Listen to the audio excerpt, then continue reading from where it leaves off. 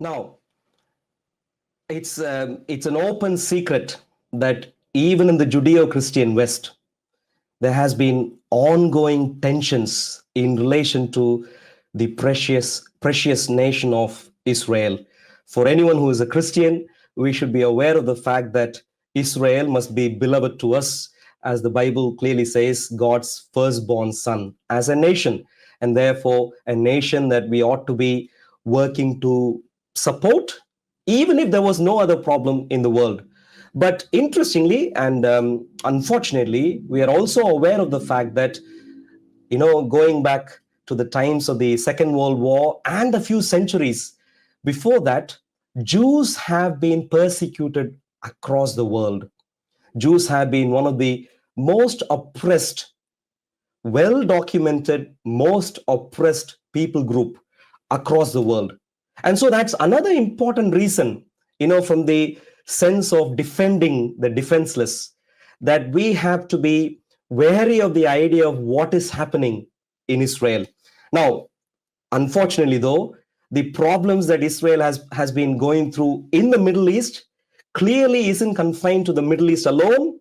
And we see week in, week out, how anti-Semitic marches, which are quite antagonistic to Israel, quite with even physical intimidation, that are happening in our own streets, in what are meant to be Christian nations.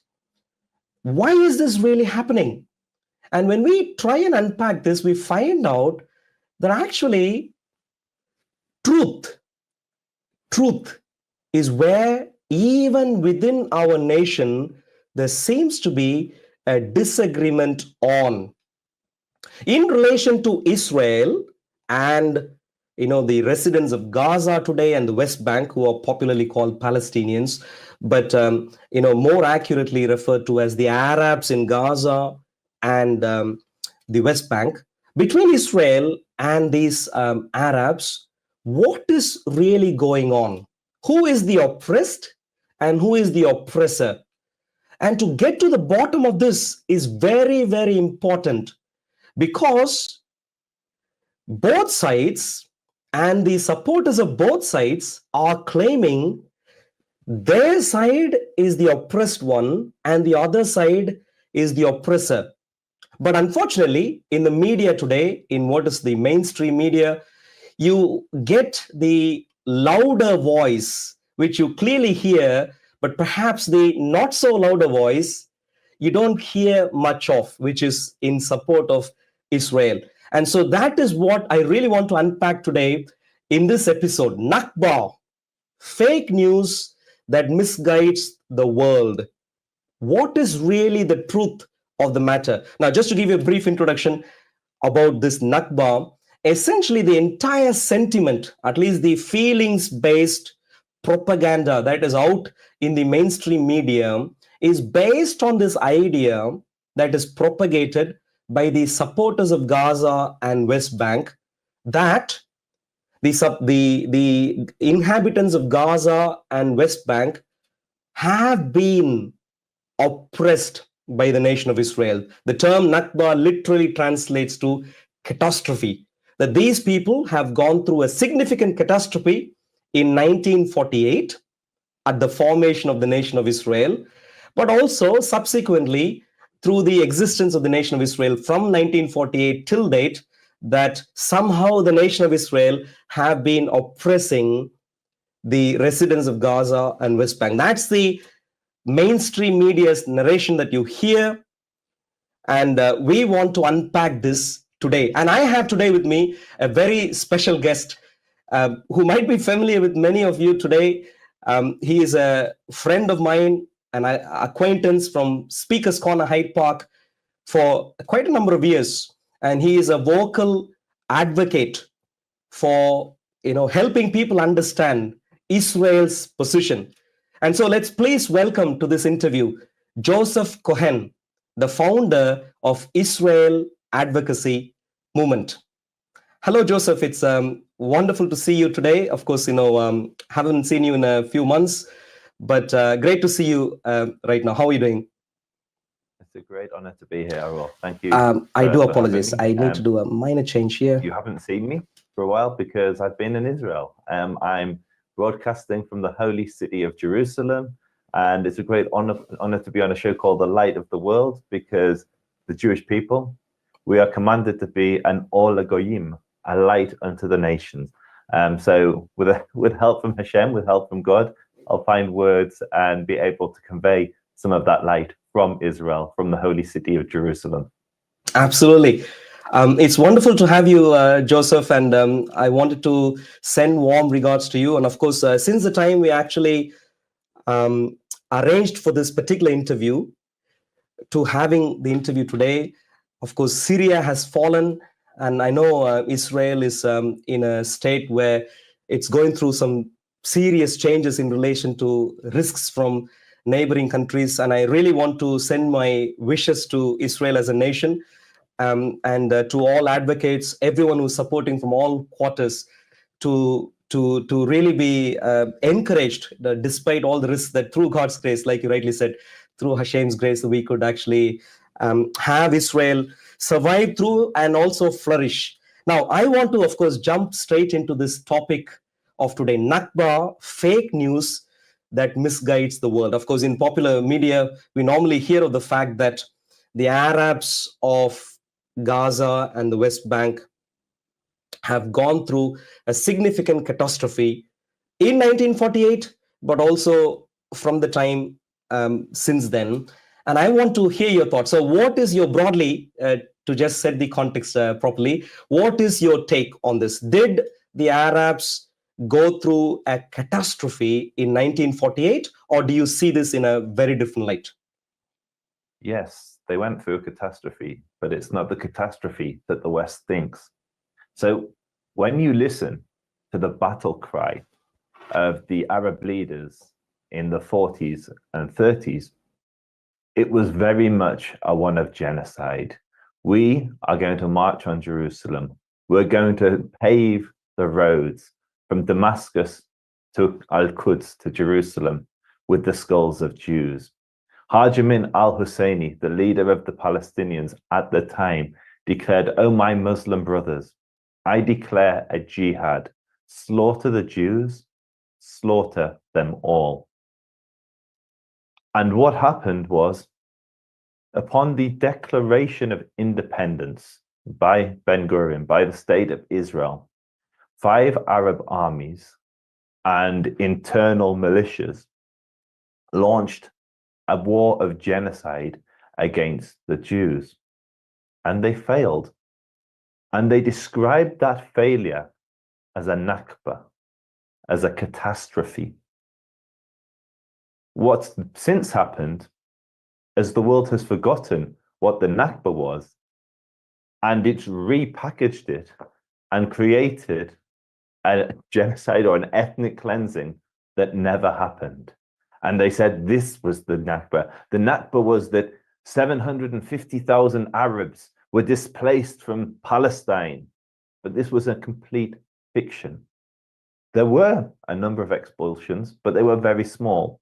The cities of Lod and Ramla, after fierce fighting, there were expulsions there. In total, Benny Morris, who's the leading historian on this subject, at least one of the leading historians, counted maybe 20,000 Arabs that were expelled, which is tiny in comparison to conflicts of that period. I mean, this is just years after World War II, when 6 million Jews were genocided. All the Germans that were living in certain areas of Poland were then transferred to Germany after the war. There were huge transfers. Pakistan, India, 1 million people transferred, huge genocides. None of this is referred to as a Nakba. Instead, the creation of the Jewish state with very, very, very small numbers of transfers of population That is what the world now describes as a Nakba, to the extent that you now have millions of people around the world marching against a genocide or an ethnic cleansing that never occurred. Exactly the kind of view that I wanted to really bring out to the table right now. So what you're really saying is, of course, there was a catastrophe, but essentially, it's not the catastrophe that the popular media advances. It's really the other way around. The oppressed are the real oppressors, who are claimed to be oppressed in the Western media today are the real oppressors, and vice versa. So I really want to dwell deep into this, but before that, to reiterate, so your point to highlight there is that the time was clearly the sort of the back end of the World War, and therefore clearly there were divisions of nations happening, and that is not unique to the Middle East of that time. And like you rightly said, clearly, of course, with partitions happening across the world, clearly there was a little bit of skirmish that can be attributed to that. So you gave the number of 20,000 Arabs who have suffered. So those we acknowledge. But your wider point is, other than those, the point is the oppressed are really the Jewish people, and the oppressors are the Arabs, inhabitants of today's Gaza and West Bank. So it's really astonishing how the storyline has changed so much in the the decades that has followed since then. So let me go back to the start. So of course you were talking about the fact that the Jewish people, of course, the 6 million people who have suffered through Holocaust, who were genuinely at that time, it should have been black and white, were the real oppressed coming into the land. Please give us some insight on the need for them arriving there, and also give us some insight on the legitimacy, not just the need, but the legitimacy of why the Jews could be there in Israel at that time. So it's a great place to start. So there's a misconception, and particularly from Bible reading Christians and Jews, that the Jews were expelled from Israel. They weren't. Israel is the ancestral homeland of the Jewish people. My people have lived here on this land for thousands of years. I can't take 5 steps outside the building I'm in at the moment without encountering Jewish history. It's everywhere. Every street tells a story of my ancestors. Every rock you lift up, you find traces of my people underneath it. And what happened was, around 2,000 years ago, after basically having a state or a nation within this land in a form, either as a protectorate or as a sovereign state, for around 1,500 years, the Jewish people were expelled from Jerusalem after rebelling against Rome. They moved into the north of Israel, and they wrote some of our greatest works. The Jerusalem Talmud was written here after the expulsion. It's either called the Jerusalem Talmud or the Palestinian Talmud. Interestingly, even the name Palestine is appropriated, stolen from Jewish history. And I'll get into the whole history. I'll try and make it very condensed. But essentially, when the Jews rebelled against Rome, the Romans renamed the region Syria Palestina after the ancient enemies of the Jewish people, the Philistines.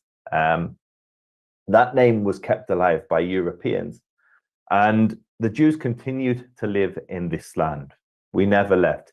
Just before the Islamic conquest, there were around 400,000 Jews living in the north.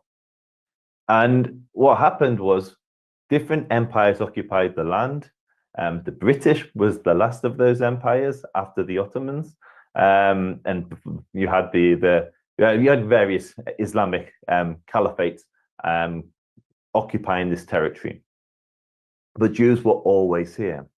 With the collapse of the Ottoman Empire, the Jews started moving for self-determination. We started moving to re-establish our homeland here, and Jews that were living here took part, and Jews from outside who were being persecuted around the world in the Holocaust, in Islamic lands like the Farhud, they started moving to Israel and building up the state. In 1936, an Arab leader in this land famously said to the British, Palestine, there was never a country called Palestine.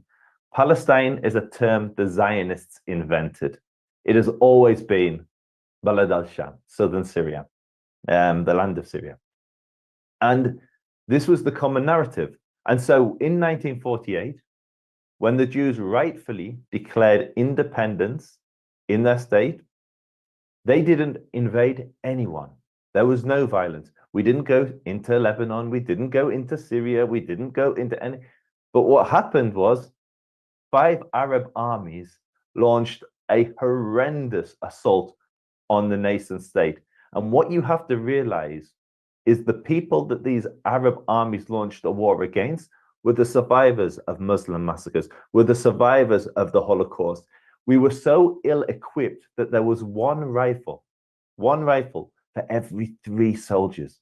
We had 2 planes at the beginning of the war, 2 tiny planes, which we bought from the Czechoslovakians because there was an arms embargo. The world would not sell weapons to the Jews. And still, by the grace of God, we humiliated the invading Arab armies. We drove them out. Now, Jordan conquered a territory we'd always called Yehuda v'Shomron, Judea and Samaria. You referred to it as the West Bank because Jordan was the East Bank. Jordan conquered the West Bank, Judea and Samaria. Egypt took Gaza. And the Jews were driven out of those territories. They were ethnically cleansed. Not one Jew remained in the ancient Jewish city of Hebron. Not one Jew remained in the holy city of Jerusalem, the old city where the Temple Mount stands. Not one Jew remained there. They were ethnically cleansed by the Jordanians. And then the Palestinians later down the line enforced that law to this day in Article 6 of their national charter. So the Jews were ethnically cleansed from the Arab territories. In contrast, 20% of the citizens of the new state of Israel, or the re-established state of Israel, were Arab.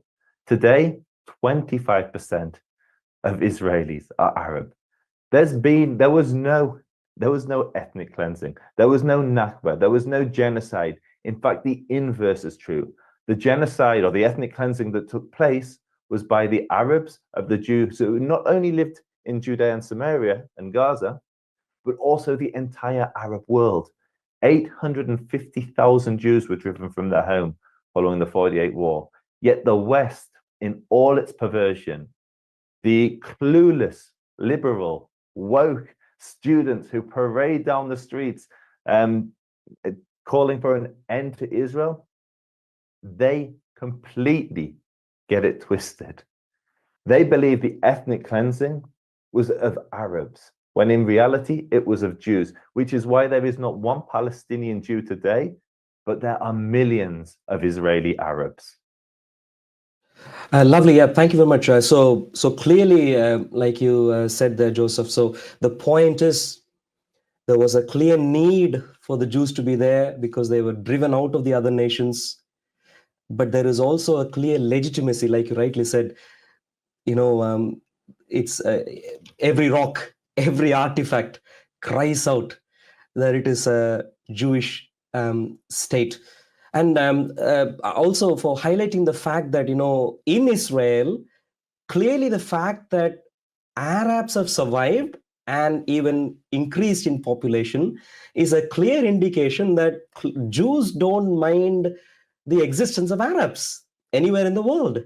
But it seems like you also highlighted from the other side, the Muslims or the Arabs, or like you rightly pointed out also, the foreign entities again seem to want to wipe out Israel, including Egypt and other nations in this case. So thank you for that good summary. I want to know, so in other words, there was clearly a need and clearly a legitimacy for the Jews being there. I want to, I know you touched upon this already a little bit, but I want you to unpack this a little bit more.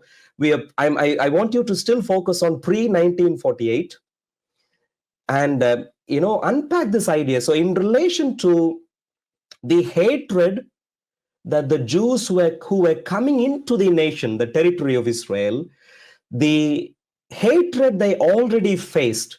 I hear of the riots, the terrorist attacks on Jews that were happening well before 1948 on multiple occasions in a premeditated manner. If you can please shed some light on that in relation to just unpacking or highlighting the anti-Semitic nature of the opponents of Jews involved. So so what you had, it was in 1882, the Ottomans took a census of the land, and there was an Arab majority without a shadow of a doubt, because the Jews had been persecuted for centuries under Ottoman and various other caliphates. And so our numbers had dwindled from 400,000 to, by 1882, there was around 30,000 according to Ottoman census, and around 270,000 Arabs.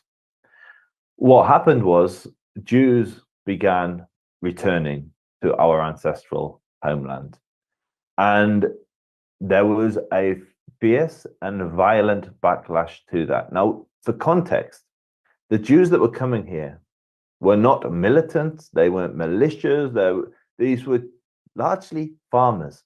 They established small communities in land which they'd rightfully purchased from either absentee landlords and from various places, but they established small farming communities, and there was a violent backlash to their presence from the factions of the local Arabs that were living here at the time.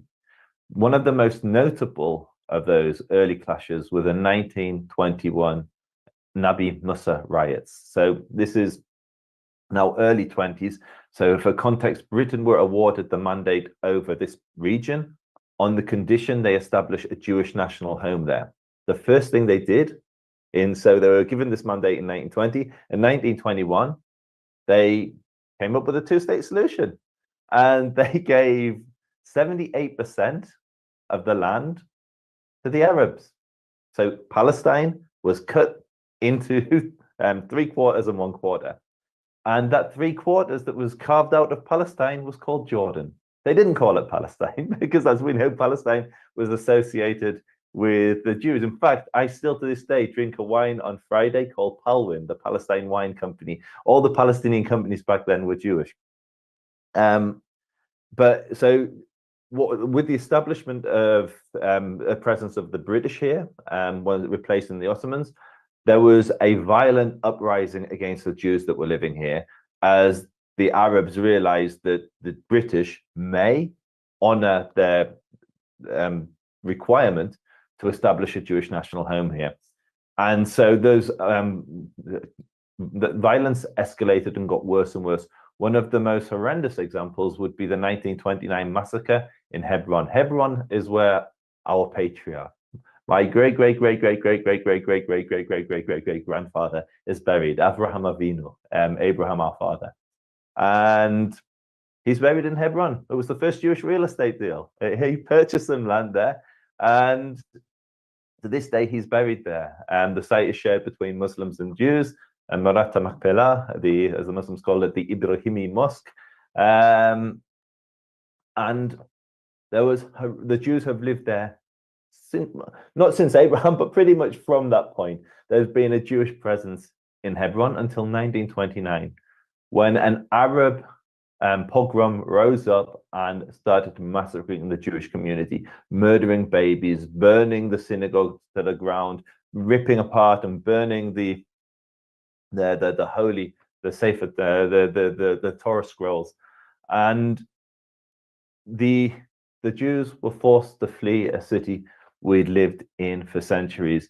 And that pattern of violence escalated and escalated, with attack after attack launched against these Jewish farming communities, Jewish religious communities. And in response to that, the Jews had to establish a defense force, which was the prototype for today's military force, the Israeli Defense Force. It's not the Israeli attack force, it's the defense force. And that says it all. We had to defend our communities from the very beginning. And to this day, we're defending them. And the world perverts that and corrupts that and presents Israel as the aggressor, when in reality, Israel is only concerned about preserving the lives of its civilians, be they Jewish, Christian, Muslim, Druze. Lovely. So, in other words, the Jews merely want to exist. And of course, they have to exist somewhere. And because they have been chased away from all sorts of other places, they better at least try and exist in their own ancestral homeland. And so clearly the point is, like you rightly point out, the Arabs got their land, which is Jordan. The incoming Jews were not hostile. They didn't want the Arabs not to exist. They were merely wanting to farm, maybe in their own little ways or whatever. They merely want to come there and exist. And number three is, most of the land that was acquired were legally acquired. It wasn't, swindled away from someone, or, people being chased away and so on. So there are multiple reasons why the Arabs of that land could have been quite welcoming of the Jews, could have helped Jews out, could have seen their plight from the World War II. And the fact that they did not do that, they did not even just remain silent, but they actually wanted to say, hey, look, this little land that you've been allotted, even this we want for ourselves. So, Joe, let me, just to hear this from you. So do you clearly see a motivation from the other side, from the Arabic side, both the residents of Gaza and West Bank, and also the rest of the, nations, Arabic nations? The clear intent from them is that the existence of Jews in that land was a problem already. Is that how you see it? So I wouldn't include every Muslim and every Arab land, because there's been some tremendous progress with forward-thinking nations like the Emiratis. But as a general, and also what people just don't get until you actually visit this land is that there's real coexistence here. Today, I went to the bank. The bank clerk I met, that served me, was a Muslim. We showed each other pictures of our families. We laughed, we joked, we spoke in Arabic, Hebrew, and English. There can be real coexistence here. The issue is radical Islam. The issue is the Islamists. So when people in the West talk about the right of return for the Palestinians, they don't mean the same thing as the Palestinians.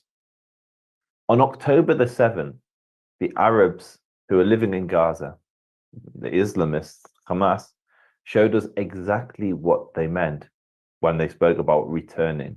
They meant the violent genocide of the Jewish population here, which is why there isn't one Jew in Gaza, which is why there isn't one Jew in Ramallah, which is why there are no Jews in there, because the Palestinian vision, the Arab vision of a Palestinian state here, is a state that is free of Jews.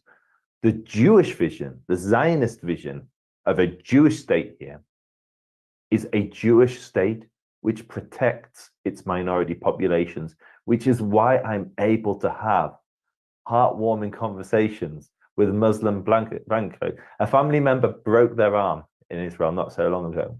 Every doctor and nurse that served us was Muslim. Every single, or Christian. There's a lot of Christian Arab doctors here. So that's the other thing. People think the Arabs here are all Muslim. They're not. You've got Druze, which are kind of their own ethno-religious group. You've got Christians, you've got Muslims, you've got all manner of people that speak Arabic in this land. And actually, an interesting fact for a Christian channel, the group that performs best, the religious group that performs best in education in Israel, it's not religious Jews. We get trumped by Christians. Christians are the highest performing minority. A Christian judge sent a Jewish prime minister to jail. This is that people don't realize how diverse this country is until they visit it. And in contrast, how many Jews are in Syria? How many Jews are in Lebanon? How many Jews are in Egypt? How many Jews are in the West Bank, Judea and Samaria, like the part that's controlled by the Palestinians? How many Jews are in Gaza? How many Jews are in Iraq? How many Jews are... Zero.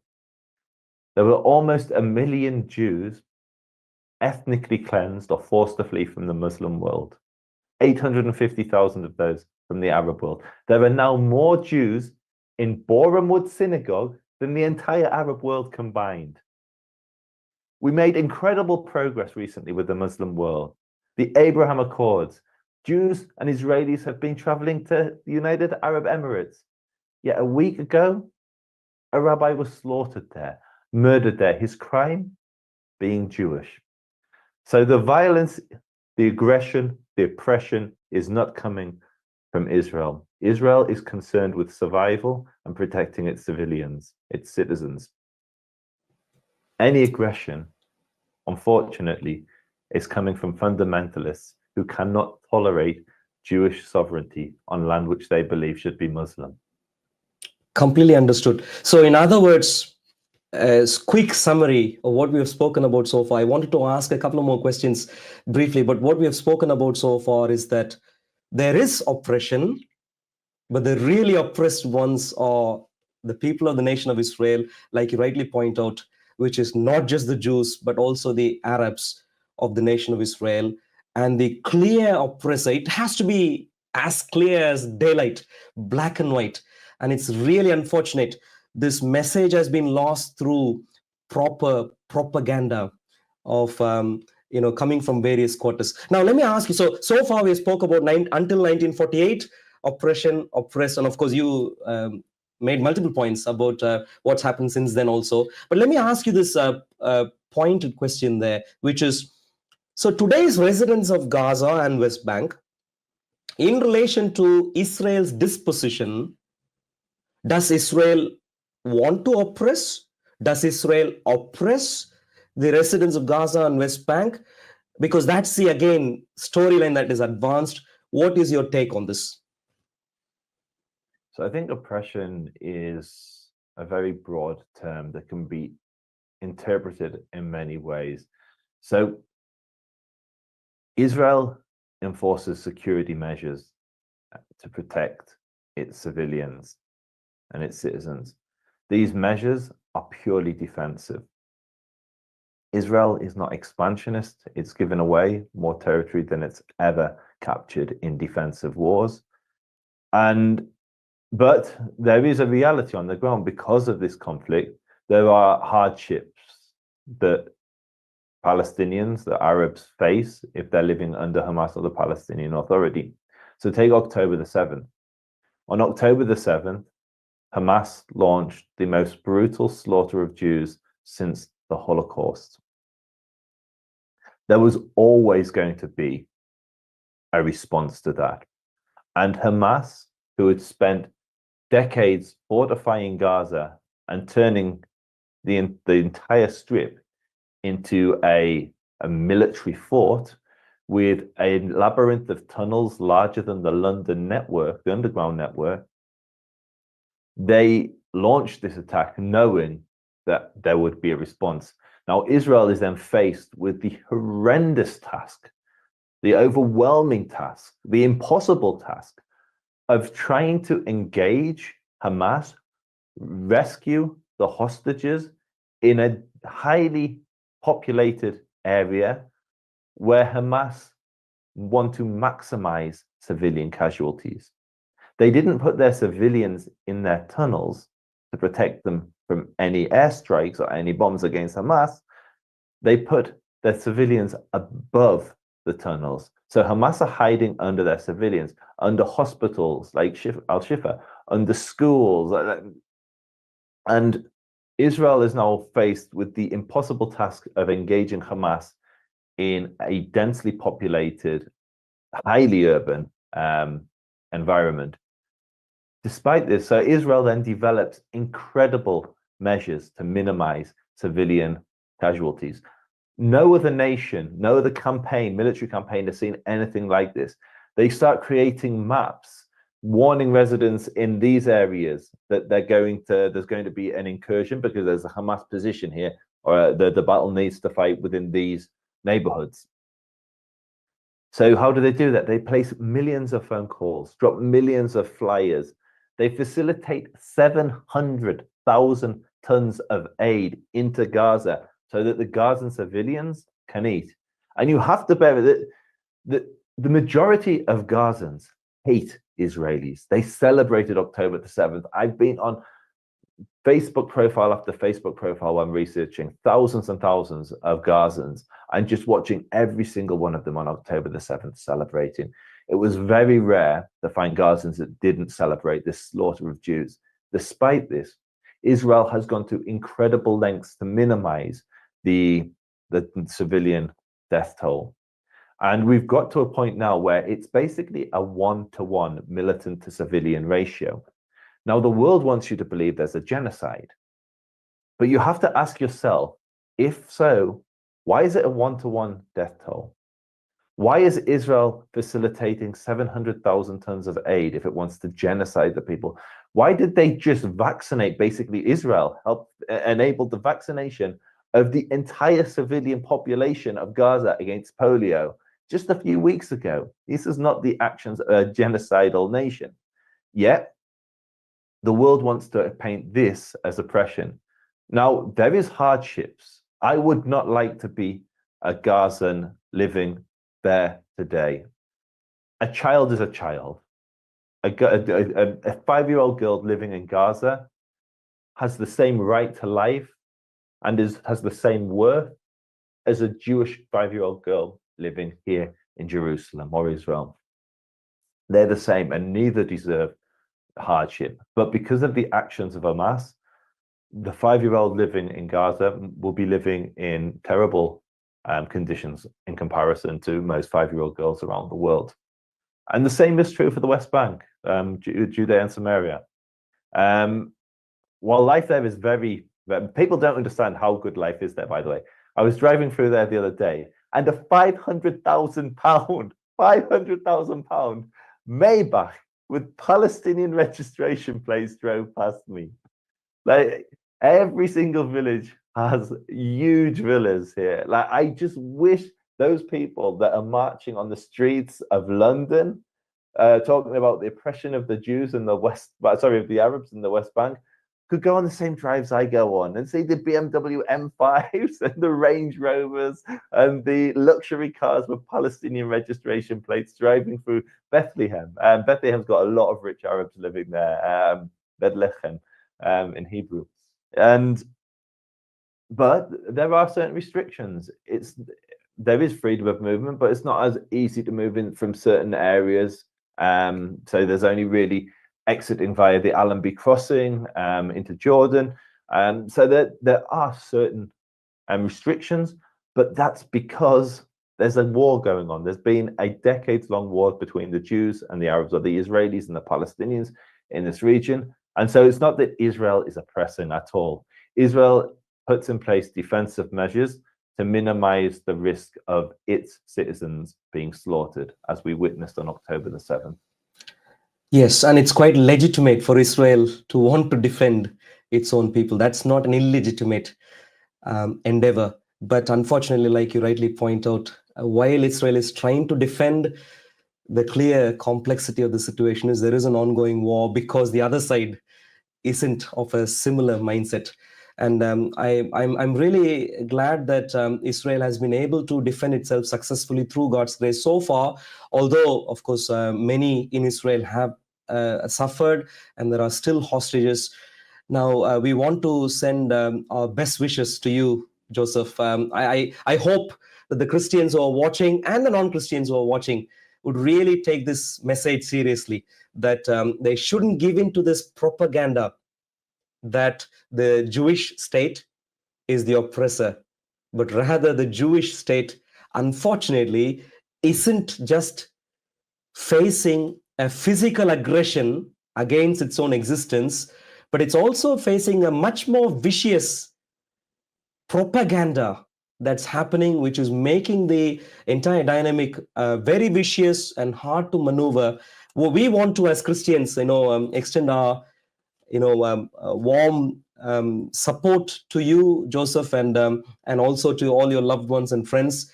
And we really hope that through God's grace, Israel would be able to not just survive, but also flourish in and through all of these things. Thank you very much for joining with us today.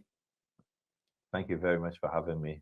It's incredibly important that the connection and the close friendship between our two communities, the Jewish community and the Christian community, continues for many, many years to come. So thank you for what you're doing, Arul. Thank you for shining a light on this very important issue. And also for those who are keen on watching some material from Joseph, he has produced some very insightful material. Like he rightly said earlier, he's based in Israel right now, and he has produced some very, very insightful material from Israel about what's happening in Israel, what's happening outside of Israel in what is called the West Bank and Gaza. Please take a look. His YouTube channel, I think you can find by searching for the term Israel Advocacy Movement. The acronym IAM, Israel Advocacy Movement. So I hope that many would continue watching. Thank you very much, Joseph, and hopefully our friendship would survive and friendship would flourish, and hopefully through God's grace we'd be able to turn the tide on the propaganda that's happening. God willing. Thank you. Thank you. Now, so that was truth of the matter. We wanted to, of course, clearly get to the bottom of the truth in relation to understanding this marketing propaganda in relation to Nakba, whether the Arabs of Palestine had suffered a catastrophe or not. Now, clearly, in our discussion with Joseph, we have brought out some facts. Joseph has been candid in his explanation in relation to various aspects of what has happened in the history of that land area.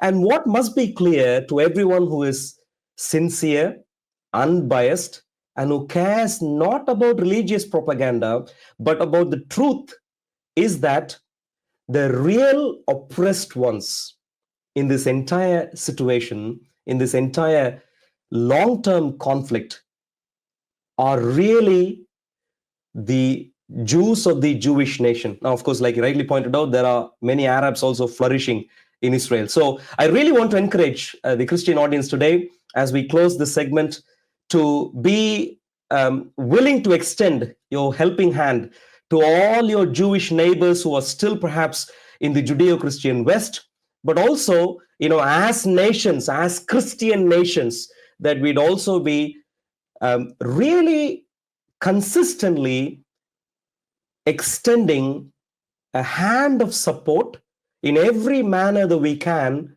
towards the nation of Israel.